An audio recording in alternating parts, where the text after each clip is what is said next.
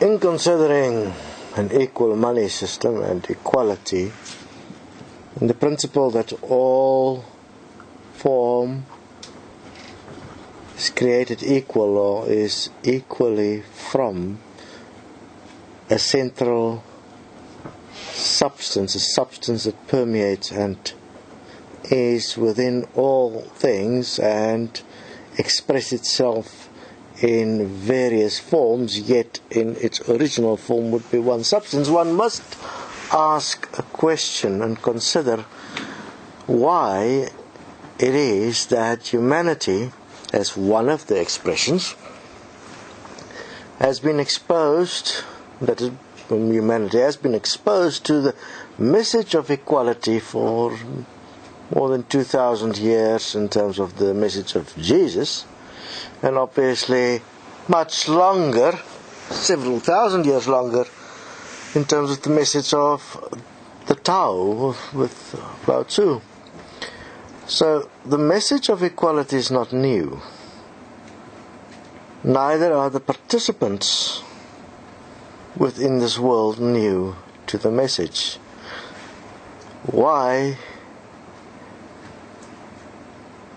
has Jesus been transformed into a musician that magically must save everyone from their sins, and as if everyone is inherently evil and incapable of applying the simple suggestions Jesus made, like love thy neighbor as thyself and do unto another what you want to do and want to have done unto yourself.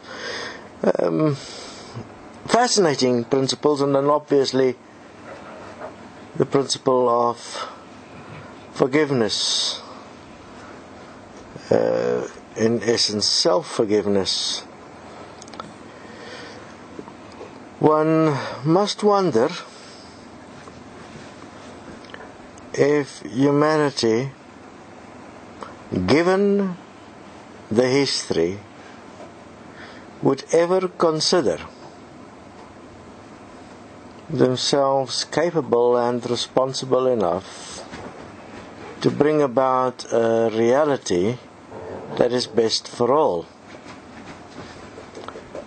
And therefore, in this endeavor of equality, the equal money system proposal and discussion and placement, we placed a lot of consideration in bringing about or placing into context very simplistic considerations that is measurable in mathematics within the current understandable physical reality, which is obviously why we have used a universal, no, we can't call it really universal, we've chosen a tool that is known to everyone on the planet as valuable, as the context within which to bring about a proposal for a world which one can term to be heaven on earth. And that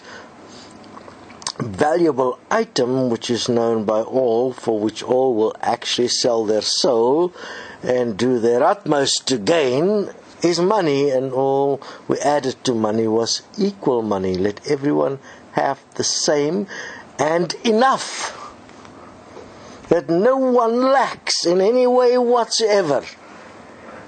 The proverbial Garden of Eden, the promised land, the land of milk and honey, given by everyone to everyone, the ultimate gift, the ultimate giving, which obviously have a few little points to consider in terms of its practicality. That means how to actually do it. Now, what is fascinating is obviously that we waited with the proposal of the system of equality and equal money system on earth till all the necessary equipment was in place. And obviously, where every human being that is on earth has the capacity to understand the principle of loving thy neighbor and giving to each other, and obviously the value of money is understood, and there has been very interesting relationships formed between people and money in this world. You can virtually see that the only real culture that exists in this world now is the money culture, and that this culture works by degrees of obsession. And in some ways the degrees of obsession would be even the denial of self having any money, purely out of the fear of being unable to actually remain humane in the face of such evil, rooted in the desire of the freedom to make a choice and have what you desire, which is what money represents. And therefore we have created the principle of greed within the context of deception, deceiving each other in an attempt to hide from each other the extent of one's obsession with wanting and having money. While the simplicity would be to give to each one enough, then you can have whatever you want and not have to hide anything, and you can actually enjoy yourself on earth instead of being worried the whole time about how you're going to beat your fellow man into the darkness and pits of the void, so that they may never find out to what degree you were actually controlled by money, and that you could present yourself to be presumably compassionable and benevolent and all the wonderful things that makes you the ultimate philosopher and savior of the human race through your self-righteousness, which is a fascinating thing, that it actually existed in so many dimensions, and that one even have things like psychology and psychiatry that protects the very evil of the system that exists as money, without understanding that every single psychological condition is in fact the result of money. The influence of money plays a role in every single one of them, that yet not a single question is even considered, not a single point is considered in the treatment of any of the patients to see what influence money had in creating the psychological disorder, and that psychiatry in itself was simply an advanced method of delusional money making, where one is protected by the strangest of laws, given power over others to keep them placid till death, while you make money feeding them chemicals. It is fascinating. It sounds like psychiatry is the actual child of Auschwitz. You're actually the very children of dictators, acting as dictators and dictating to so many in this world how to apparently live and exist, without considering that the very thing you are actually managing is the evil system of money. Now, money in itself exists in all forms of political systems in this world, in communistic, in socialistic, in democratic, and all of them, and they all are interacting under the exact same rules, which then means that the ultimate political system we have is the system of profit and loss, which is based primarily now on things like Wall Street, which is actually the paper casino. And all of this is controlled through capitalism, capital being ownership of property, of resource, and of money. Obviously, there are those that believe that gold actually is valuable. But all of the value of gold is based in the most interesting concept, the concept of faith. So gold in itself remains a religion, because the value given is given by those that participate and believe in it. And if enough people believe in a particular concept, apparently it suddenly becomes real. So if that is so, we can actually all believe in an equal money system and make it real, just as simple as we can make something real as a system where gold apparently has value, or where Wall Street has value, or the paper bonds that's sold on Wall Street has value. The values are determined by the participants. Where there is a will, there is a way, they say. Is that so within the context of the world as it exists now? So how do we do this? We are looking at the cycles of our participation and consideration within this world between birth and death, looking at the potential of having a world where there is peace for all, there is abundance for all, and there is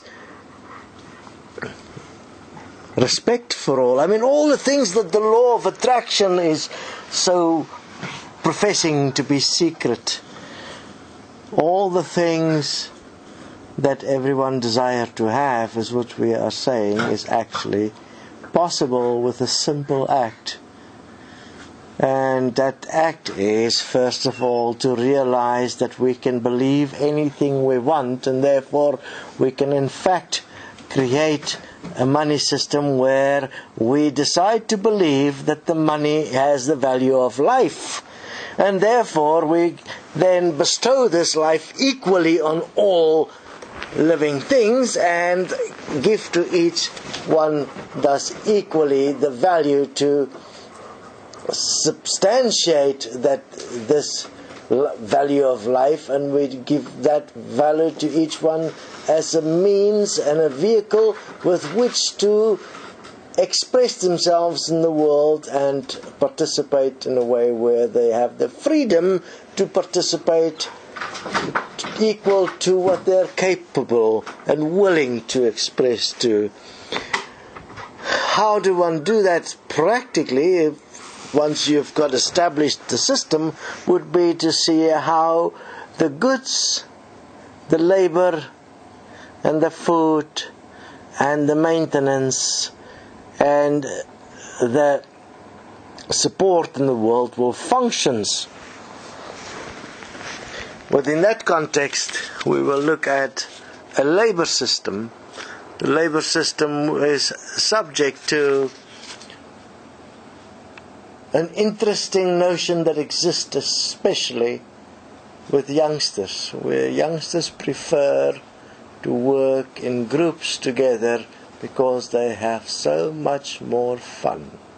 Yes, youngsters in groups have fun, and they're much more industrious as youngsters than when they are with elders.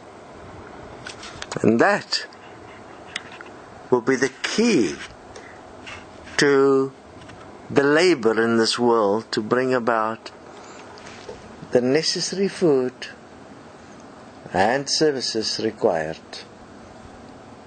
to make an equal money system work. Obviously, there is also the point that once competition and profit and corruption has been removed, the resources we're going to need to produce the goods that will make each one's life worthwhile, according to the current context of what is worthwhile, will be a lot less, and therefore a lot less labor will be needed, and a lot more of the land will be able to produce food. And we will look at a total new human experience. the evolution of freedom, the evolution of free choice, the evolution of respect, the evolution of perfection, the evolution of consideration, the evolution of benevolence, the evolution of compassion. Every form of evolution that we've aspired to will become a reality within an equal money system. Strange though that there would be those that is so stuck in self-righteousness that would believe that the human apparently is so evil that it cannot happen, and therefore even attempting to bring about a change that is best for all is seen as evil, impossible, grotesque. Really?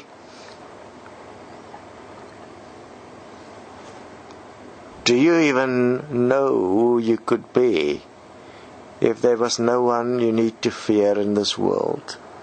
If there was nothing you had to fear in this world? If there was always sufficient of everything? Do you know who you will be if you were living without fear?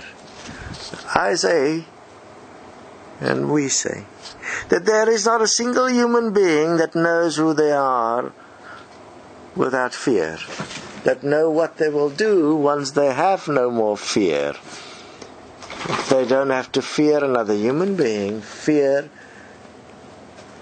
where their food will come from, fear how they will survive, fear where they will live. Once all those fears and anxieties has been removed, with it obviously all our psychologists and psychiatrists as well, because they only exist because of fear, and we have established trust within our system, a fascinating thing will emerge. As we said, evolution will in fact become beneficial, and everything we've ever dreamed will become possible.